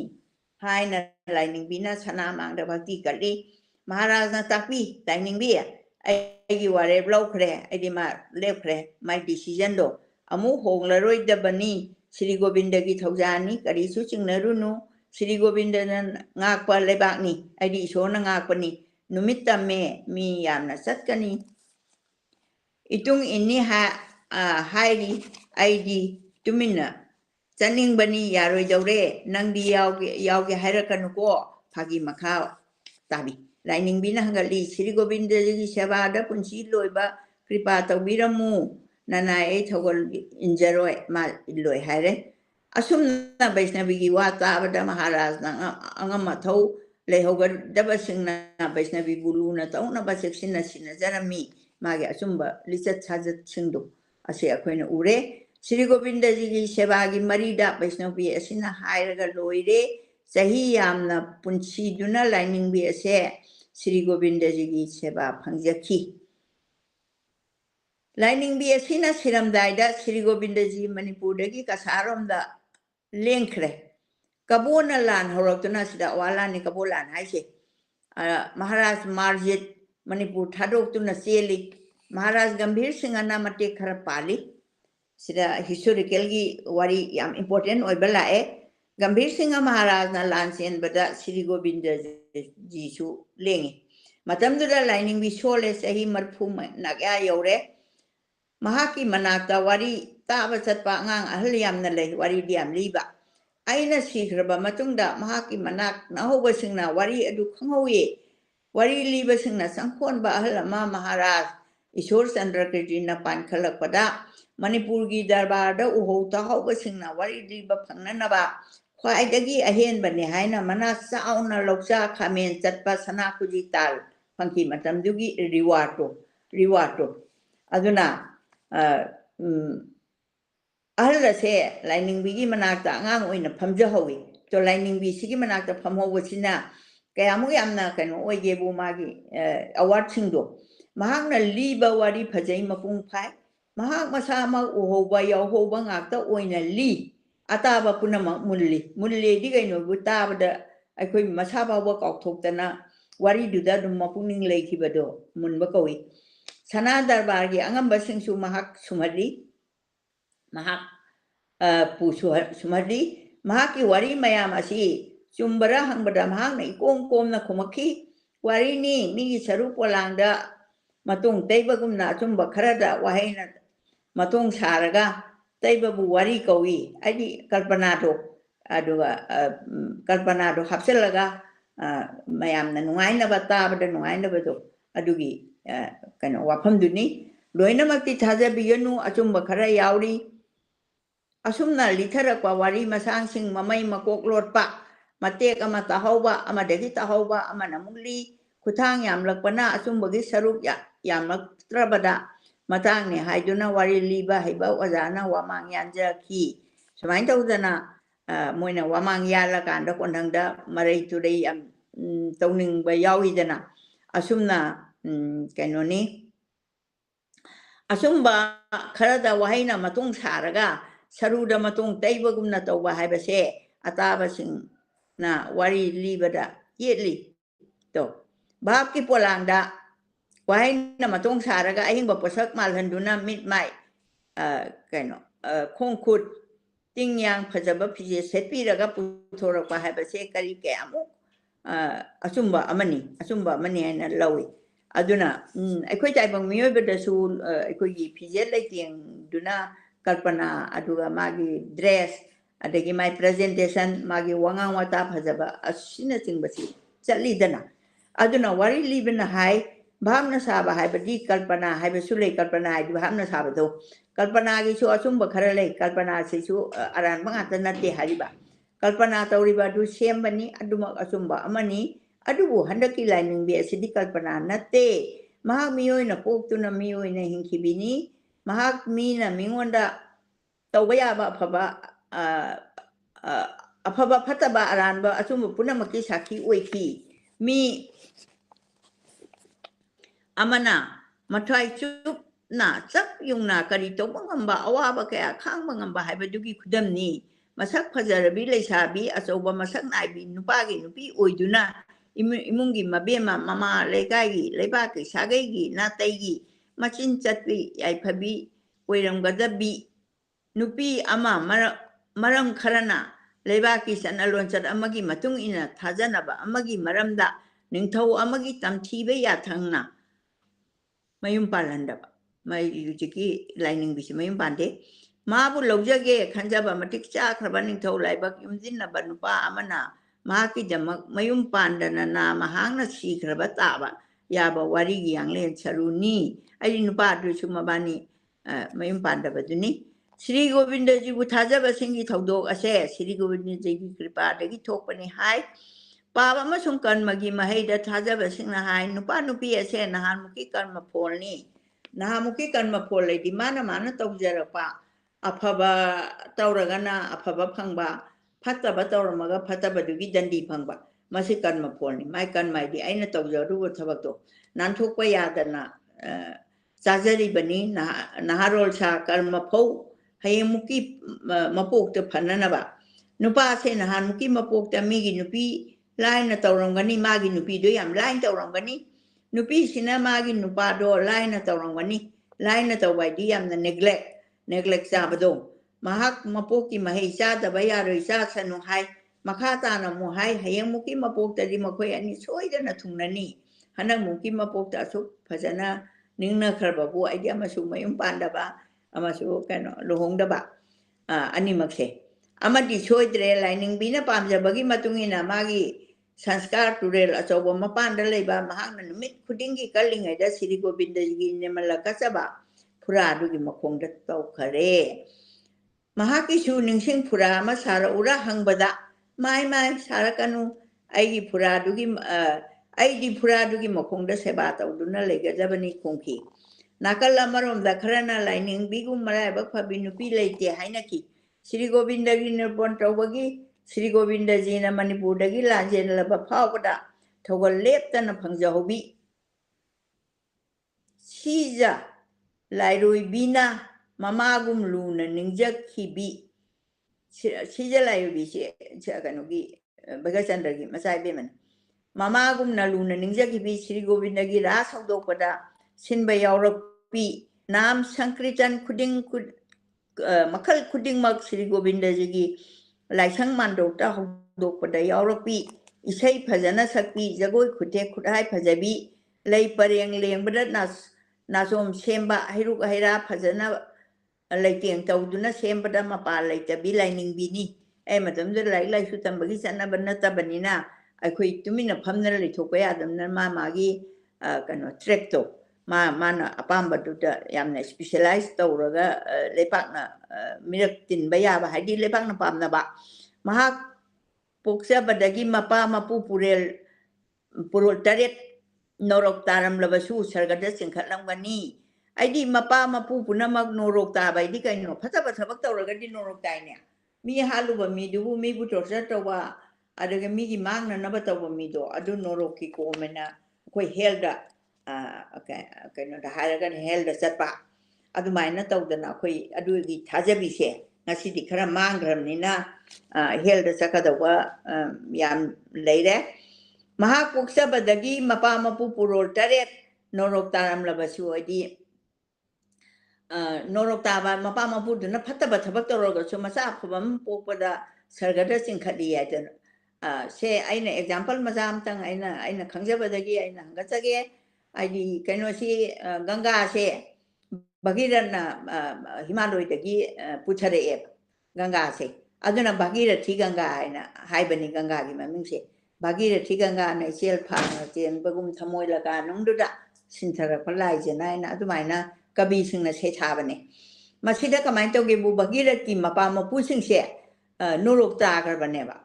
Kapil Muni gi kainoda magi dhyan thugai ruba aduga khara noti oiba sagol among ka de khoi inakun masa yamna igo ka wangba uidena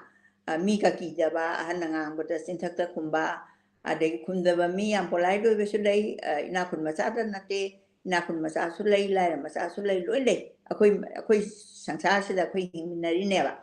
Bhagirathi mapa ma pusing se akhoi sanskar tawdana ne muni sina samangidana mangonda yam disat tawa aduda mamittagi akhoi meiri im tholaga moise loi sigre ne muni sige asham sida adu last Bhagirathi hoba nate mai mapa mapu singse norok ta khre na haibeduda mana adudi ai bai bu singse sargada kamaina kani na mana lai si khuram dana brahma ning dana vishnu ning dana maheshwar ning dana mana khuram jarukanda nangna napana pu singse sargada kahange haragadi himaloi dagi ching mathata akhoi Ganga kawi masak matau phajagrabi adudi saite ni mal harido masak matau phajagrabi inkhalakpi leisabi amal leibani kana amatana sumonda kano tawdriba aiti yamna pure oiba juvati haitare adugumba amal leibani mana himaloi sidagi puthara akanda nangi napana punoro ta khraba singdo adugi mathaktuda Ganga sina hek theng badane moisi sarga kani na sarga da loina legini loina ba amata nate sigirba kuding maksel loina legini habisida bagirana promise anga loina na Ganga se himaloi degi mana puthara kanena chalaga mana mu Mahadeva gi permission se loram dreba adu permission se pidram ni na maya wana diktawdana adagi drain tawraga puthara kadorim neba isingdo adu main tawba sidagi Mahadevana ma puja kate adu discipline leitaba mi si buen discipline nei se kwai dagi maruoi ba masi ne ba kwai gi maruoi se asaisa nangi nangonda ina Ganga piro ina himaloi Mahadevana ngaktana lerim ni Ganga mana puja ning ponte ba adai Bhagirana amung khangjarure aduga di Mahadeva di pasha pamdabani sana pamdabani mad bhakti gi prem dai manam tang kalaga sumonda hana haijau ina adu tabadagi mana Mahadeva simapi ta dana Bhagirana puja tawjarakanda akhoi Ganga se mana pirakpane ba akhoi Mahadeva sina Ganga se aduna adumain tawdana Bhagirathi sigraba mapa mapu singdo adugi mathaktu dalal halakanda sarga kagi bagi wari do adu akhoi tamai moral silogadabani lining bigi wari pumba mamai makok lot pa yamna taning ba matang dana pa khongoi na hek thamlamba lining bi se wangang baga sa mahijani hek thamlamba ga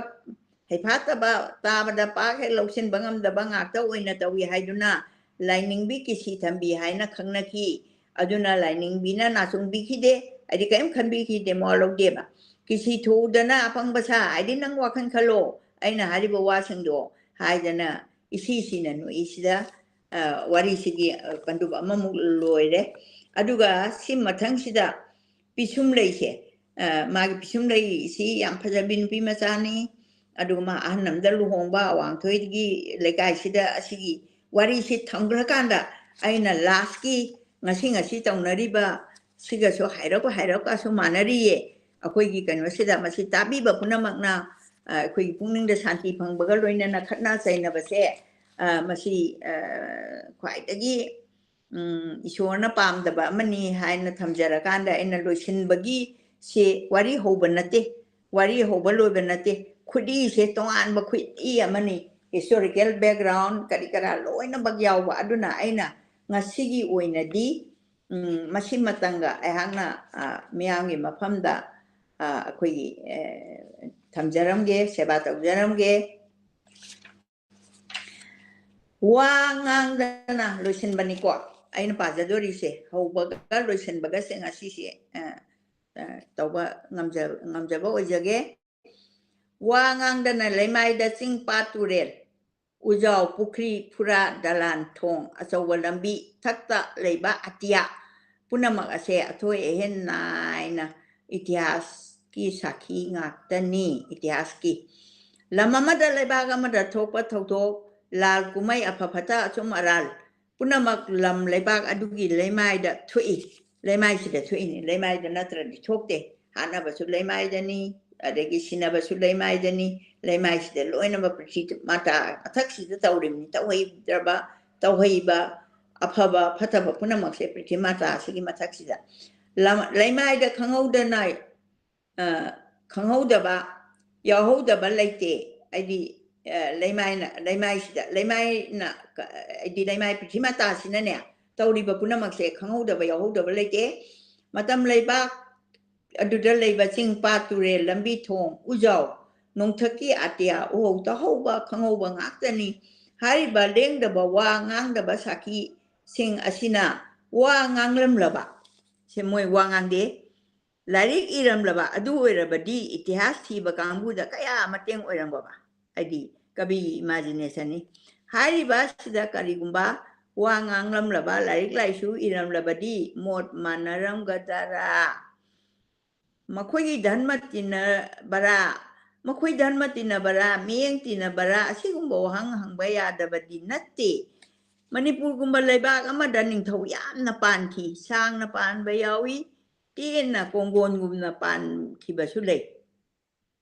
kongon nei tinga tang kongon karama mang khibado yam tena pan bhaiba nong khaktang ningthau oibasu lei gibani makhoi gi marakta mayek chumna iba itihas leite sagat patabani aidi akoi itihas kitang por oibani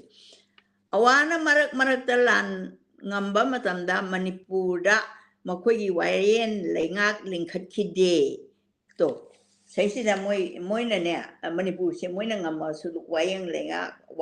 lengak lingkhat khide amuk hogolakpa yadana ba tumna manghalam laga sakhi moi machatune aina miyamda uchaningi se yam tumna manghalam sakhi yumai thadok lami arujika manaradra kun punamak thaba ni sana lupa lan tum pukhi masa phaban pa phaduna pukhi ubangam dabar singa duna hatok tunna thamlami kaya ra cruel loigram larik laisu mamalyamba pung isai jagoi na singba kalada sijina ba jantra larik amasung laigumba kalakar sing khomduna phaduna pukhraga manghan ba hatok pa soidabani awalan na se aduna awagi itihasa mayek sengna iba matang yauri ayamba matamda awabu maitena thina tawi marak ta sawana khang mangamdraduna awana saramna banungsana pikpar sonba jibada sarak tawbagumna manipur saikhai tumna manghadi awana nupa phaba horakpada nupi singna senpham khangdaduna wana khangbagi wari wahaina lol amana liba ngamgadabana te othokna khudong thigraba laikai amada leiba masakan ba nupa makai pharaga khubak ta yanina lengduna pui awan tawrise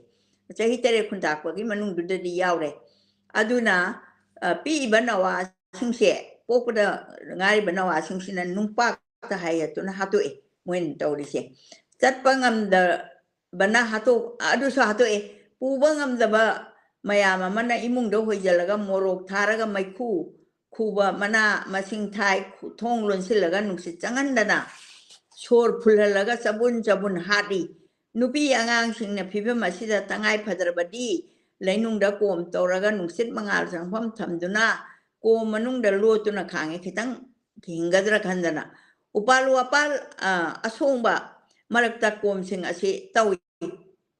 kom sing se tawri se aidi asongba marakta tawraga di khangdrena ata khangdana ba chana na ba chinjak ising thiba masung phata haudi hundokpa mapanda thokta ba yade kina mikumna hom singna chinjak thiba chakhi ba sing su ki sangki mafam khangdana halakta ba yauki bana kongai ni matang asida mathangna phabi nupi singna siba ki dana punsillaga sagol tongduna awagi mathakta landa bagi wari awa mayam koisillaga hatpagi wari yamna le nupi singsina sauraktana awagi itihasi matung ina asumna tumna manghan khiba hauja yamdrabasu khara มาดูมณิปุรสัพพะเจ้ามุทัลลัมละบันนี่ให้ในอีรีอากูนบะอิติฮัสอีบะชิงนะมณิปุรบูวางนัทางกันแล้วก็มาคุยนะวางนัทางกันลิบะมณิปุรอดุลเลยเตร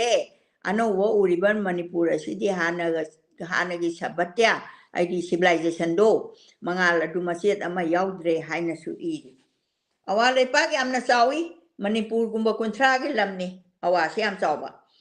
lingjen manana pala badi awale bakna manipur ga lamba taw ya roi ari ba matam gi masjid ta na lingjen manana na palambana manipur gi ning thau singna awale ba pu makhoi gi sana pung oina loram bani manipur gi ning thau sing su matam punna makta pangal kan badi nateมณิปูรเลยบ้างคือว่ากุมนำมาเช็ดตาดูนะยามมาทำแต่มาเช็ดมาจ่ายยามนะมาคุยยีวางมาดักการิโชลิขังแต่นายบุ้งมันนุ่งกิติลกุมนั่นง่ายนั่นง่ายแต่นั่นเลยช่วงนั้นมีให้บุ้งมันนุ่งเดเลยบัดตินดูไปมุดมาเช็ดสิ่งอดุดกี้อากันบ้ามาทำกีมณิปูรเลยบ้ากี้อากันบ้ามณิปูรเลยบ้ากี้อากันบ้าโอยดมีมาทำกีมาตุ้งอินะงมเนี่ยล้วงเนี่ยคุมันเนี่ยมวยรางเนี่ยหนึ่งทุ่งจ้าสลายเนี่ยไอ้ที่สลายสีกรุ๊ปตัวนี้ก็เลยปากมาจากสิ่งไหนยุ่งล้วนนะปานมินาบดาอส่วนบะกันบะข้างน่ะอามาก็ไกลคุณนะบะนับเป็นมานะบะเทงนารักลาลตรงนะบะกีอิติฮัสเลยไอ้ดีวารีเลยบะมาตามมันดามวยรังกัลมีมวยรังเชื่อมกัลบะคุยคำบอกอยู่ปุ่ยนี้นงบานสุกันบันนี้คำบอกสุกันบันนี้ล้วนกันบันเพราะเรามีมวยรังกีอิติฮัสนะลำมาสิกีอิติฮัสอุยบุกุมตัวเรามีเป็นมวยรังเสakan bayam pokpa matawa sum tauna kuman luang angom lebak sing kununa makongda kan bagum magi lamda kanjarami magi lam sida kanjarami kariguma matamda salai sing asigi marakta salai sing asigi marakta khwaidagi kan balam apun bagi lising adu oiduna dum leiram taurami ba thabak sing se matungi na may day ning thogi itias na atay salagi lepak ning thogi itias ta yosali may day ning thogi itias na atay salagi lepak ning thogi itias yosali ay di may day ning thog na mo kan ora pa duni aduna munna tiruraga salay mayam punsilaga oy na tawi salay amana salay atay bui yot kibagi mong oyde lol khenaramba sana lon sa saksa pijetตรงลำบากสลายเลยปะมาสามยามตัวสินะดูน่าไม่ได้อวยรักปกุมน่ะไม่ได้ด่าเมื่อรังคุมลลวงองงข้าบางงานบะเสียงเลยนะเสียงบาสลายยาวเลยค่อยสลายสิตารินไม่ได้หนึ่งทวีปเรียงด่าหนึ่งทวีจ้างหักแต่น่ะปาลักตะบราที่นี่ไงดีอวยดีเจ้ารักนั่นดีหนึ่งทวีจ้างหักแต่น่ะปาลักที่หายไปตายเมื่อรังน่ะมาทำมาดักกันบะมาทำด่างามบะatau patra menteri sing murangi salai masing dagi angom kuman luangi salai masing na hen bagi wari linari salai dugi wari masa-masa ngatani mataw asum taw na atay salai na pan ba magi de pakta ato pa salai gi masak nai bana saw ba wari lay toy dra basu marak ta awalan gai ba lanjen ba hai ba matang manipur gi ityas ta thok ba kak pa ya bawan na te manipur ityas ki Sahi lising ani rongi wari da awalan kaiba manipur kuntak pa ohumrak kumba masak nai na lay o kuntak pa si sahi tari kakang or boy ningwi adu ohumrak kumba masak nai na lay awana lan tarak pa si awagi itihas ta sosum na pali ohumrak asigi ahan badi nung thaw pamahiba na paandri ngay da thokreba pamahiba siya na no garibaniwas ni Manipur इतिहास ना मयेक सेंगना कुप्तना पांद्र बसु अवागी इतिहास ता पल्ली मतंग असिदा निंथौ सिंगना मागी कोनुंगदे इदुना थंबा पुया पलमलबसु पामहिबा गी मतुंगदा भैगा चंद्रना पालमदाय अमसुंग मतंग खरा पानबा हौरकपदा अवालान लाकवा पुया अमदि कुंबा बन सिंगबा सैथारं कुंबा बायना खोगी नुंतीगी थोकवा थौदोक सिंगसी इसनबा दुगुंबा क्रॉनिकल अमदुनीดูมังคิรำใบใหญ่นัตรกาป่ามาหิบนะปุยาคมละกาไม่ทาบดากันบังอมหูดาบลายที่มันงได้ยาวคิดดูน้ำไม่ได้ตุงคิรำบสุใหญ่หนึ่งเท่าบาร์ชายกิมาตำดามารามบนับปาลัมได้มารามบดกิหนึ่งเท่าพมุนดูน่าใบกัจันทร์นะใช่หิอุ้มปาลบมาตุงดา ꯑꯋꯥꯒ ꯚꯒ꯭ꯌꯆꯟꯗ꯭ꯔꯒꯒꯤ ꯃꯥ ꯈꯦꯂꯩ ꯅꯨꯡꯅꯥꯡ ꯇꯦꯜ ꯂꯩꯕꯒ ꯂꯧꯇꯨꯅꯔꯒ ꯑꯃꯨꯛ ꯍꯜꯂꯛꯂꯒ ꯆꯍꯤ ꯈꯔ ꯈꯨꯟꯇꯥꯛ ꯂꯥꯟꯁꯤꯕ ꯃꯇꯥꯡ ꯑꯅꯤꯁꯤꯗ ꯃꯅꯤꯄꯨꯔ ꯏꯇꯤꯍꯥꯁꯀꯤ ꯃꯆꯥꯛ ꯌꯥꯝꯅ ꯃꯥꯡꯈꯤ ꯃꯁꯤꯃꯁꯨ ꯑꯩꯈꯣꯏ ꯍꯤꯁꯇꯣꯔꯤꯀꯦꯜ ꯌꯥꯝꯅ ꯚꯦꯔꯤ ꯚꯦꯔꯤ ꯏꯝꯄꯣꯔꯇꯦꯟ ꯄꯦꯔꯥꯒ꯭ꯔꯥꯐꯅꯤ ꯃꯍꯥꯔꯥꯖ ꯚꯩꯒꯆꯟꯗ꯭ꯔꯅ ꯆꯍꯤ 35 ꯄꯥꯡꯈꯠꯂꯛꯄꯗ ꯁꯥꯒꯠꯄ ꯌꯥꯕ ꯁꯥꯒꯠꯇꯨꯅ ꯊꯅꯝꯃꯤ ꯑꯩꯗꯤ ꯀꯩꯅꯣꯁꯨ ꯑꯩꯈꯣꯏꯒꯤ ꯉꯁꯤꯒꯤ ꯑꯩꯈꯣꯏꯒꯤ ꯒꯣꯕꯤꯟꯗꯗ ꯑꯩꯈꯣꯏꯒꯤ ꯖꯒꯣꯏ ꯔꯥꯁ ꯂꯤꯂꯥꯒꯁꯤꯁꯨ ꯚꯩꯒꯆꯟꯗ꯭ꯔ ꯃꯍꯥꯔꯥꯖꯅ ꯍꯧꯗꯣꯛꯄꯤꯔꯝꯕꯅꯤ ꯃꯖꯥ ꯏꯕꯨꯡꯉꯣ ꯚꯩꯒꯆꯟꯗ꯭ꯔꯒꯤ ꯈꯨꯕꯝ ꯐꯖꯅ ꯉꯥꯛꯄ ꯉꯝꯗꯕꯗꯒꯤ ꯃꯖꯥ ꯏꯕꯨꯡꯉꯣꯁꯤꯡꯅ ꯚꯩꯒꯆꯟꯗ꯭ꯔꯒꯤ ꯈꯨꯕꯝ ꯐꯖꯅ ꯉꯥꯛꯄ ꯉꯝꯗꯕꯗꯒꯤ ꯅꯤꯡꯊꯧ ꯃꯥꯔꯖꯤꯠꯀꯤ ꯃꯇꯝꯗ ꯑꯋꯥꯅ ꯃꯅꯤꯄꯨꯔ ꯌꯥꯝꯅ ꯊꯤꯅ ꯇꯧꯏ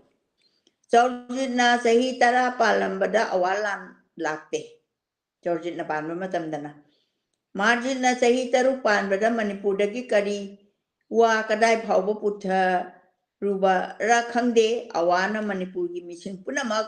ꯇꯨꯝꯍꯜꯂꯒꯦ ꯍꯥꯏꯕ ꯃꯑꯣꯡꯗ ꯂꯥꯟ ꯂꯥꯛꯏ ꯃꯣꯏꯒꯤ ꯍꯤꯁꯇꯣꯔꯤꯀꯦꯜꯁꯦ ꯑꯩꯈꯣꯏ ꯈꯪꯕ ꯌꯥꯝ ꯗꯔꯀꯥꯔꯅꯤ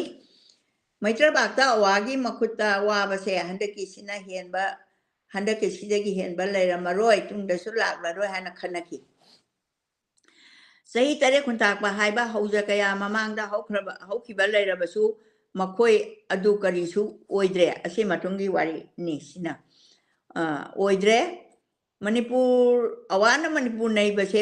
ꯇꯨꯝꯅꯕ ꯅꯩꯕꯅꯦꯕ ꯈꯤꯇꯪꯒ ꯅꯩꯕ ꯅꯠꯇꯦꯕ ꯇꯨꯝꯍꯧꯗꯕꯒꯤ ꯋꯥꯇꯅꯤ ꯄद्ꯃश्री ꯉꯥꯛꯄꯤꯒꯅꯤ ꯄ꯭ꯔꯁꯅꯗꯤ ꯀꯔꯝ ꯇꯨꯝꯍꯧꯗꯕꯅꯣ ꯑꯁꯤꯅꯤ ꯑꯇꯣꯞꯄ ꯄ꯭ꯔꯁꯅ ꯑꯃꯅ ꯋꯥꯍꯪꯅꯤꯀꯣ ꯄ꯭ꯔꯁꯅ ꯍꯥꯏꯗꯤ ꯑꯃꯅ ꯑꯋꯥꯅ ꯃꯈꯣꯏꯒꯤ ꯏꯇꯤꯍꯥꯁꯇ ꯃꯅꯤꯄꯨꯔꯒꯤ ꯁꯥꯕꯇ꯭ꯌꯥꯒꯤ ꯑꯋꯥꯒꯤ ꯈꯨꯠꯇ ꯇꯨꯝꯈ꯭ꯔꯕꯅꯤ ꯍꯥꯏꯅ ꯏꯔꯤꯕꯗꯣ ꯀꯗꯥꯏ ꯐꯥꯎꯕ ꯆꯨꯝꯕꯒꯦ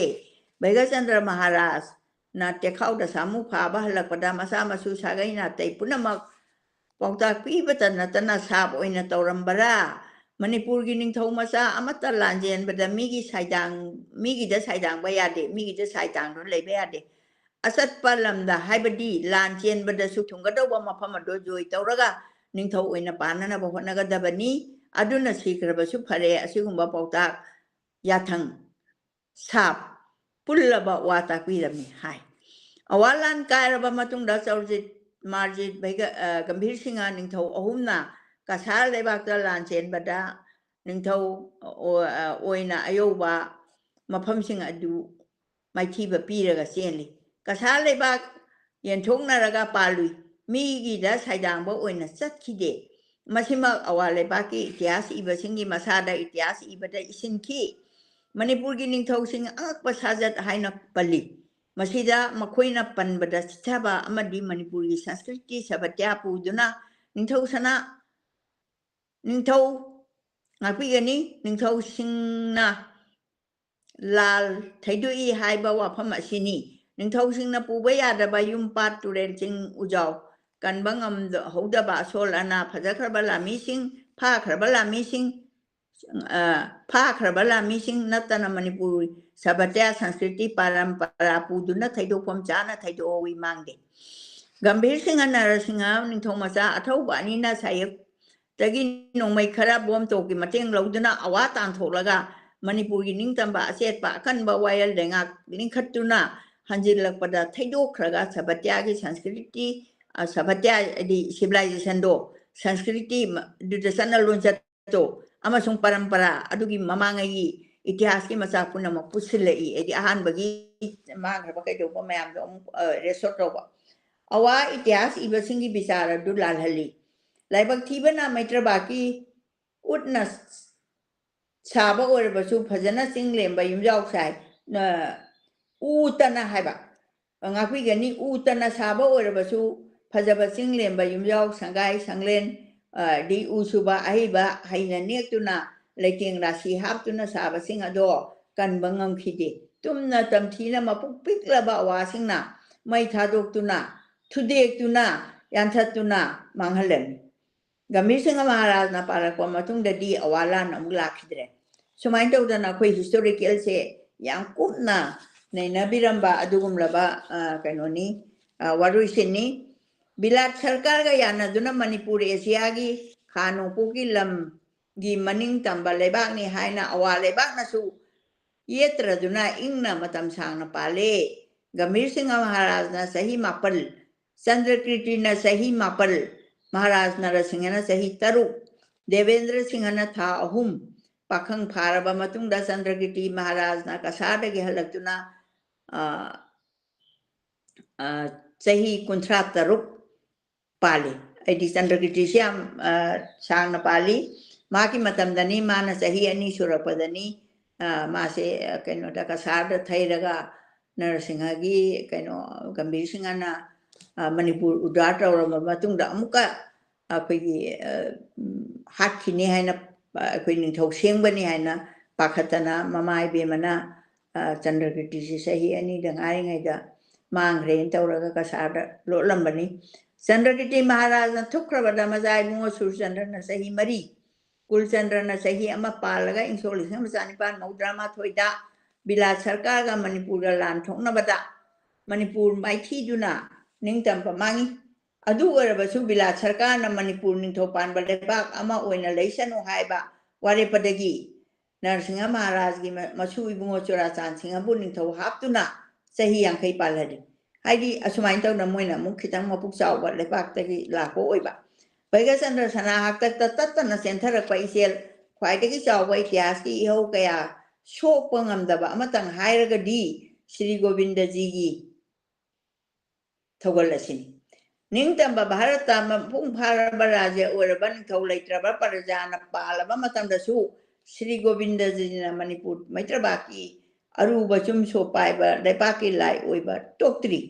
महाराज भगचंद्र बुरा श्री हाइबा मिंथो लेहौरिबा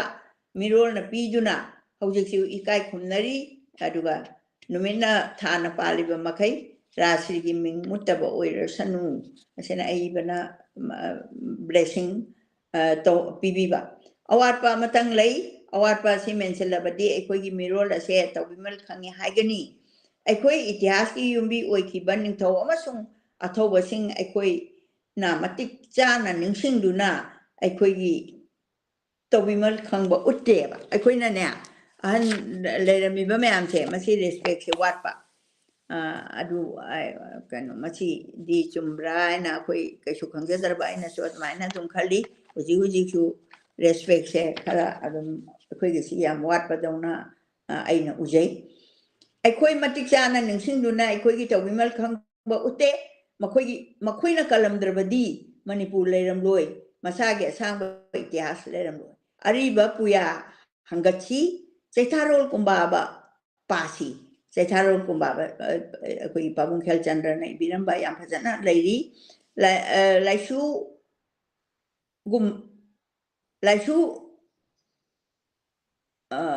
लाइगुमलबा अथौबा हाबन लाइगुमलबा अथौबा मरिबाक सेंबा कनबसिंगना ममिंग खंगचीबा अखोई मोय ममिंग दु खंगची निंथौ यावरी अते यावरी मखोई चिथदना अचौबा लेंदबा उरोंगदा ममिंग हक्सी मसी अखोई अइबगी ख्वाइदगी अचौबा डिसिप्लिन अमना माकी थमोइदा लै हाइबसे अखोइना मफम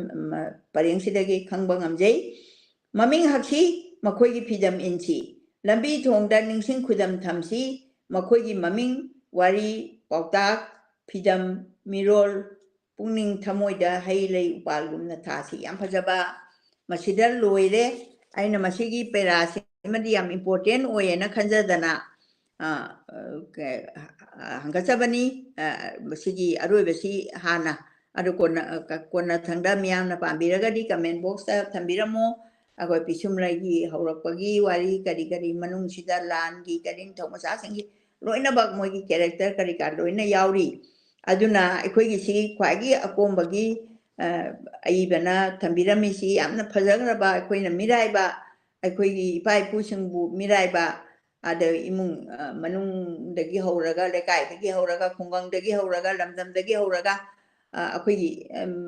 अइना मरोइरे हाइबगी वखलोन नमखा सुम लेब्राइना इसु खंजै लारिक्सिना सु इबिरमी अदुगा लोइना अइना ख्वाइदगी ngakpasi aina lamse sum koijaru matanda US ta ai isanupi lebanina sali ai koi besa sabanate isanupi gi manaksa pada isanupi na makan makaya amalam damse pura ga yang hali matam duda Columbusna America si puthu mi si Columbus si mapang khuding makta Columbus se kano jahas masa ma tawraga Columbus ki kano se name plate se thong amabu orasu lan bu orasu aduga isen khong amabu orasu Columbus ki maming se thetla ga leibe se ujare I adagi amu mathangdana akhoi kano memory se church ama achawa ma da saliko church to the lining pham che as ontong na chaw re ko moi church to nung se ngata tawi ado kama kari thamge bo han ba changpham sida moi ge architect to adugi frame ama challaga glass na ha paga architect to na ihan han ba pairam ba khulai se Karnen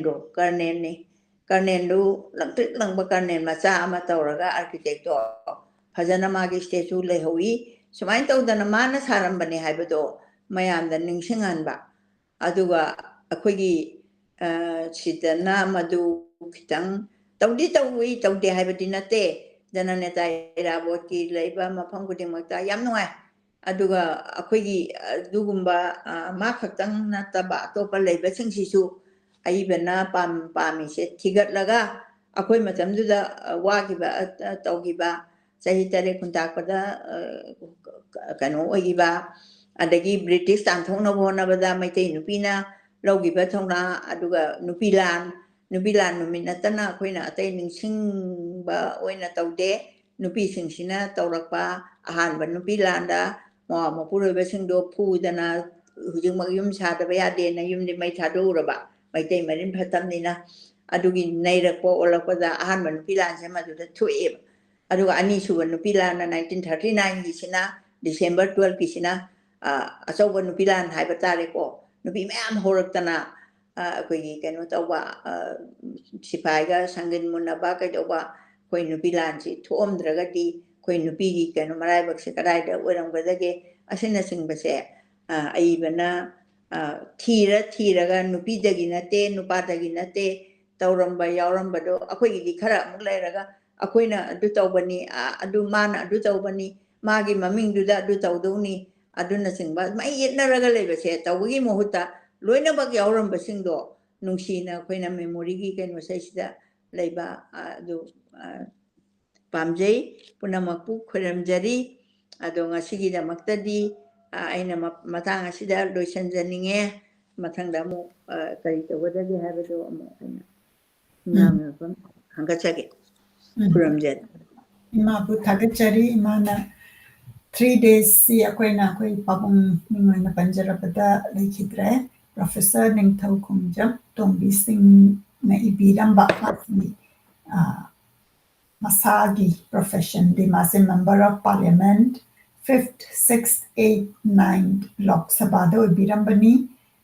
term marira ka aduga Education Minister Government of India 1967-69 akoina poktrenge gi mamang da pan biramba adugumba government gi minister ni aduga mana sahitya da su larik ahum akoina imana cover to bigre ngasai gi English sai biramba khamba thoibi sigi English sai biramba ne akoi ma da su copy ma laire aina sisina mo Amazon da gi lawjarapani adagi Professor Gunogi painting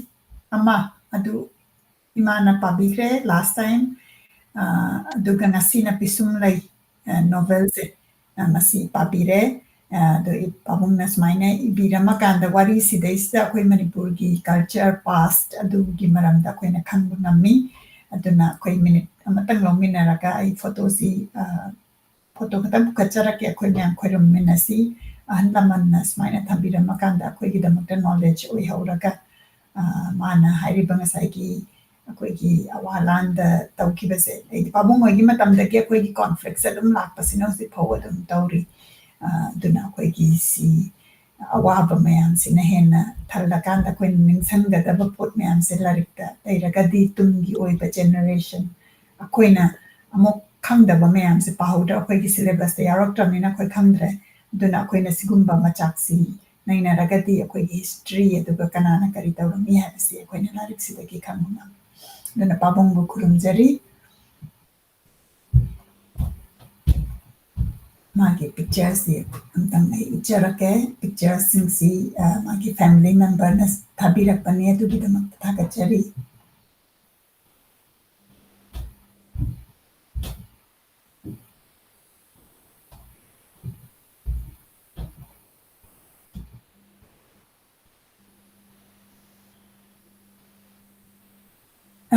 ꯑꯗꯨꯅ ꯍꯧꯖꯤꯛꯀꯤ 1960sꯗꯒꯤ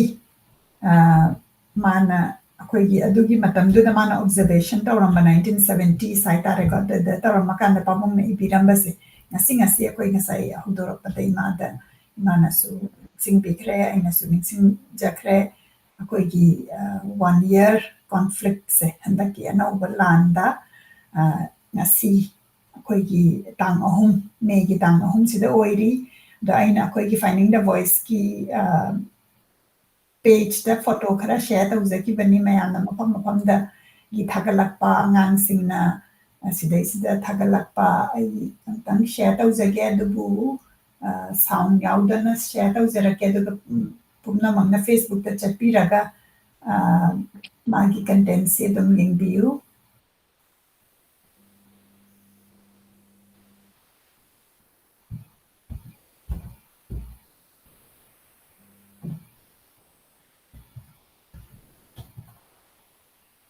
ꯁꯤꯗ ꯑꯉꯥꯡꯁꯤꯡꯅ ꯑꯃꯨꯛ ꯃꯐꯝ ꯃꯐꯝꯗꯒꯤ express ꯇꯧꯔꯛꯄ ꯍꯥꯏꯇꯥꯔꯦ end violence bring normalcy in Manipur ꯃꯁꯤ association of Meiteis in the Americasꯅ ꯍꯥꯄꯛꯄꯅꯤ ꯑꯗꯒꯤ ꯑꯩꯈꯣꯏꯒꯤ ꯃꯁꯤꯅ ꯃꯤꯗꯤꯌꯥ ꯐꯅꯌꯥꯝꯅ ꯄꯤꯛ ꯑꯞ ꯇꯧꯕꯤꯈ꯭ꯔꯦ ꯑꯩꯈꯣꯏꯒꯤ ꯅꯨꯄꯤ 8ꯅ ꯂꯨ ꯀꯣꯛꯊꯣꯛꯑꯀꯥꯟꯗ ꯁꯥꯏꯀꯜ ꯔꯦꯂꯤ ꯑꯃ ꯁꯦꯛꯃꯥꯏ ꯇꯨ ꯀꯪꯂꯥ ꯉꯁꯤ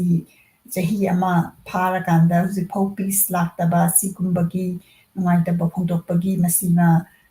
ꯐꯣꯇꯣꯁꯤ ꯌꯦꯡꯕꯗ ꯌꯥꯝꯅ ꯑꯩꯈꯣꯏꯗ ꯄꯨꯛꯅꯤꯡ ꯅꯨꯡꯉꯥꯏꯇꯦ ꯊꯨꯛ ꯊꯨꯛ ꯂꯥꯎꯏ ꯑꯗꯨꯒ ꯀꯣꯟꯁꯤꯟꯅꯔꯒ ꯀꯞꯄ ꯑꯗꯨꯒꯤ ꯚꯤꯗꯤꯑꯣ ꯃꯌꯥꯝꯁꯤ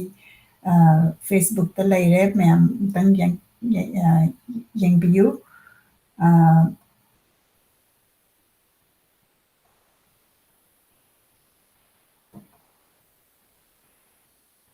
ꯑꯗꯒꯤ ꯁꯨꯃꯥꯏꯅ ꯇꯧꯗꯅ ꯑꯇꯩ ꯃꯐꯝ ꯀꯨꯝꯍꯩꯗꯁꯨ ꯐꯨꯇꯦꯖ ꯐꯅꯌꯥꯝ ꯎꯔꯦ ꯃꯁꯤꯗ ꯌꯥꯝꯅ ꯑꯩꯈꯣꯏꯅ ꯌꯦꯡꯕꯗ ꯅꯨꯡꯉꯥꯏꯇꯕ ꯃꯤ ꯃꯌꯥꯝꯁꯤ ꯐꯥꯔꯀꯥꯟꯗ ꯑꯩꯈꯣꯏꯒꯤ ꯀꯩꯅꯣ ꯇꯧꯈꯤꯕ ꯍꯥꯠꯈꯤꯕ ꯌꯥꯝ ꯇꯝꯊꯤꯅ ꯍꯥꯠꯈꯤꯕ ꯃꯥꯒꯤ ꯀꯣꯝꯗꯒ ꯀꯥꯎꯊꯔꯒ ꯐꯨꯕꯤꯔꯀꯥꯟꯗ ꯅꯣꯡꯃꯩ ꯀꯥꯞꯄꯒ ꯍꯥꯞꯈꯤꯕ ꯑꯗꯨꯒꯨꯝꯕꯒꯤ ꯌꯥꯝꯅ ꯑꯩꯈꯣꯏꯅ ꯌꯦꯡꯍꯩꯗ꯭ꯔꯕ ꯍꯥꯏꯇꯥꯔꯦꯀꯣ ꯑꯗꯨꯒꯨꯝꯕ ꯃꯩ ꯆꯥꯛꯄ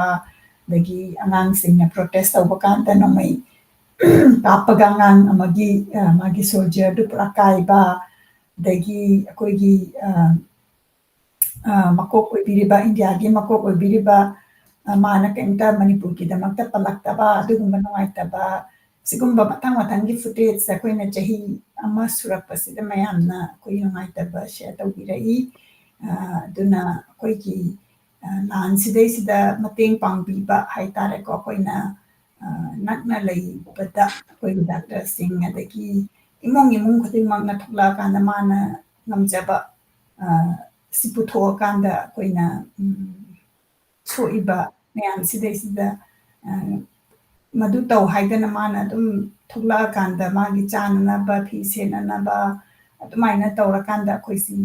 ꯑꯩꯈꯣই ꯃꯅꯤꯄꯨꯔꯒꯤ ꯔꯦꯖꯤꯂꯤꯌꯦꯟꯁꯁꯦ ꯃꯁꯤꯗ ꯎꯏꯌꯦꯅ ꯈꯟꯖꯩ ꯑꯗꯨꯒ ꯃꯄꯥꯟꯒꯤ ꯂꯝꯒꯤ ꯃꯤꯅ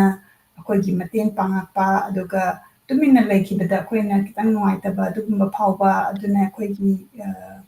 ꯍꯧꯖꯤꯛꯀꯤ ꯐꯤꯕꯝꯁꯤꯗꯩꯁꯤꯗ ꯃꯦꯟꯇꯦꯜꯂꯤꯁꯨ ꯌꯥꯝꯅ ꯁꯣꯛꯄ ꯃꯌꯥꯝꯗ ꯑꯗꯨꯅ ꯑꯩꯈꯣꯏ ꯃꯦꯟꯇꯦꯜꯂꯤ ꯁꯣꯛꯄꯁꯤ ꯑꯩꯈꯣꯏ ꯀꯟꯅ ꯃꯁꯤꯒꯤ ꯐꯦꯁꯁꯦ ꯒꯦꯠ ꯊ꯭ꯔꯨ ꯇꯧꯃꯤꯟꯅꯁꯤꯅ ꯍꯥꯏꯔꯒ ꯑꯩ ꯉꯁꯤꯒꯤꯗꯃꯛꯇꯗꯤ ꯏꯃꯥ ꯑꯦꯅꯤ ꯀꯔꯤ ꯍꯥꯞꯄꯤꯅꯤꯡꯕ ꯂꯩꯕꯤꯔꯤ ꯑꯩꯈꯣꯏꯁꯤ ꯄꯨꯡ